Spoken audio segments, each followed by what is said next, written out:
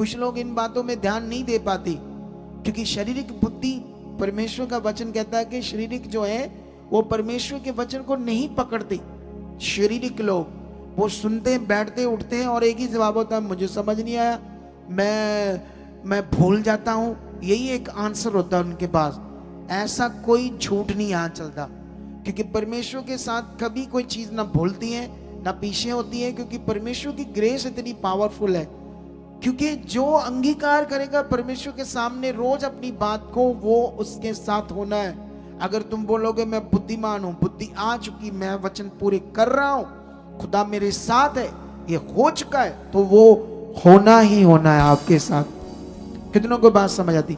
ये powerful teaching जो मैं देता हूं, ये खुदा ने मुझे दी। एक दिन मेरे पास भी नहीं था, मैं भी जितनी गलत चीजें हम करते हैं, जितने पाप गुनाह गलत चीजों को करते हैं, हम शैतान के। पावरफुल टीचिंग जो मैं देता हूं, ये खुदा ने मुझे दी। एक दिन मेरे पास भी नहीं था, मैं भी जितनी गलत चीजें हम करते हैं, जितने पाप गुनाह, बातों को समझा।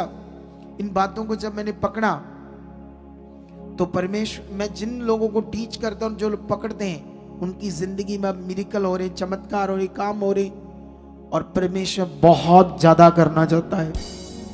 लेकिन यहां पर देखो, मैंने अभी भी पढ़ाया 5 में लिखा, क्योंकि शारीरिक व्यक्ति शरीर की बातों पर मन लगाते हैं, परंतु आत्मा की बातों पर मन लगाते। 6 में लिखा, शरीर पर मन लगाना मृत्यु है, परंतु आत्मा पर मन लगाना जीवन और शांति है। क्योंकि शरीर पर मन लगाना तो परमेश्वर से बैर रखना है। सोच लो कितनी खतरनाक बात परमेश्वर ने हमें बता दी। शारीरिक जीवन परमेश्वर से बैर रखना है, और शारीरिक जीवन शैतान से मित्रता है।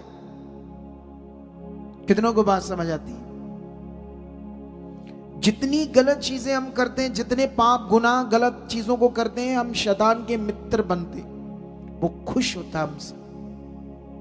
ये साफ साफ अपने जीवन को, क्योंकि सॉल्यूशन शारीरिक जीवन में नहीं है, आपका छुटकारा नहीं है।